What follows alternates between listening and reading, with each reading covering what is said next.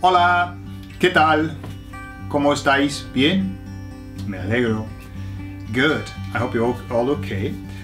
Okay, so we're still in the P's now. This is audio number 19. Can you believe this is 19? If you're working your way through these and you've gotten up to 19, well done. Muy bien hecho. Okay, there are going to be a number more. After we've done all of these, we're going to do a very short range of verbs as well, because there's nothing worse than learning a load of vocab and then having nothing to hang it on. So I'm going to give you a lot of verbs as well and use the same system so that you can remember them. Okay, excellent. Entonces, a ver, let's see. The first word that we're going to learn today is the word for teacher. Okay? Now there are various other words. The most used word is the word profesor. Profesor. Okay? So we've got the word professor.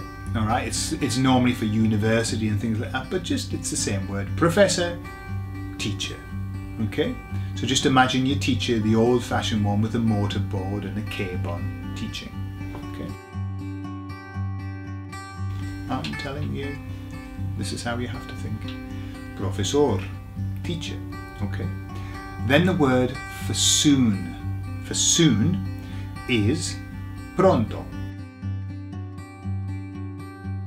Pronto. Okay? We use this, don't we? But you know how we use it? We use it slightly incorrectly. We use it like for immediately. And I want that pronto. Okay? But it isn't really immediately, it's soon. Okay? So if you want your printing done soon, use pronta print. They've stolen the word. Pronto is soon. Okay. Next word is door. The door that you would open, okay? And the word for door is puerta. Puerta. So this is going to demand your attention and your imagination, but that's no problem because I know you've got both. Right. Imagine a door. Okay? And imagine on the door, painted, is a big green pear. Okay? So that gives you the sound pear. But it's not pear, it's puerta.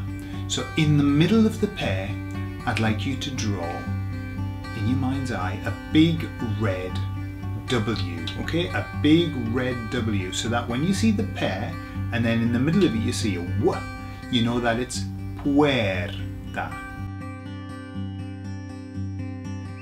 Puerta, okay? That's for door, puerta. Excellent. The next word is, right, this is good, we'll spend a little bit of time on this.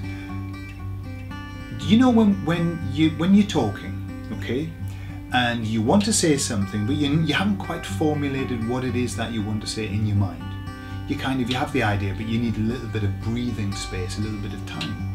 Now in English, quite often we'll say, well, and we'll hang on to the word well, or we'll say, so, and we'll hang on to that, all right?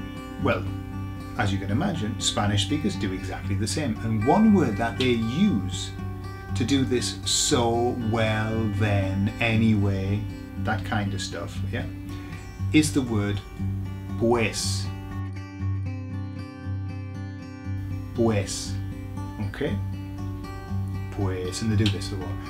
Pues, no sé. Okay?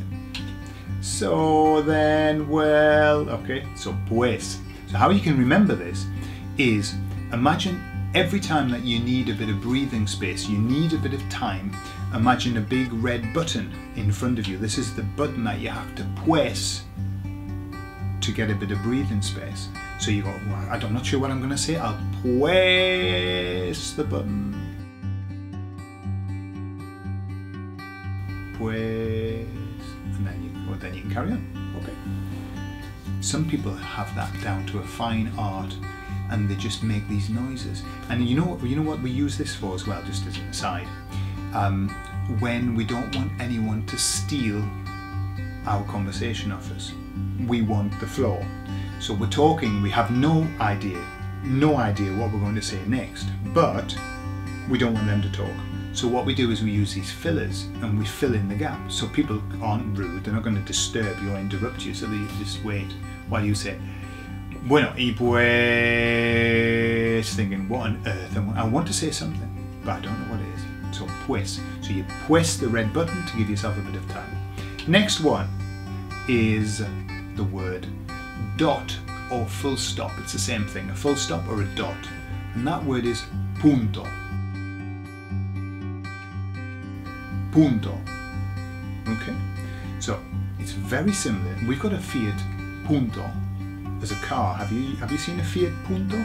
I don't know if you noticed, but in the name, it's Italian, but it means the same. It's got a dot over on the insignia that it uses. It's all about a dot. Okay, but it looks like the word point, our word point. And if we want to say point, it can also mean dot, can't it? Put a point on there. Okay, so punto, dot is a little point. Okay, little point, punto. And then the last one, which happens to be a Q, and there's only one word that's Q in this, and that word is cheese. Okay, the word for cheese is queso. Queso. Right, how do you remember this one? Easy. Imagine you order some cheese and it comes in a very big case, a big wooden case filled with cheese, and you plonk it on your bench. Smash open the case and eat all the cheese, and you're constipated for a week. Queso in a case, okay? Cheese in a case, queso. And watch out, it's not queso. Lots of people want to say that. It's queso. QU is a K sound, okay? Queso. Alright, let's test you out. Are you ready? Spanish words, you tell me the English. Are you ready? Profesor. Profesor is a, of course, motorboard cape, teacher. A teacher. Okay. What about this one? Pronto. Pronto.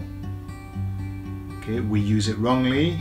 It means soon. You're going to get your photocopying soon from Pronto Print. And then this one, Puerta. Puerta. What is it? Where do you see the pair with the W in the middle? On a door. Puerta is door.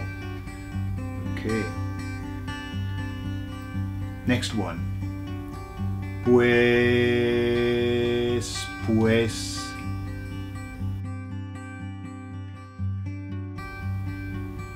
It means then, so, well. It has multiple meanings. Okay? Pues. And then punto. Punto. Full stop or a dot.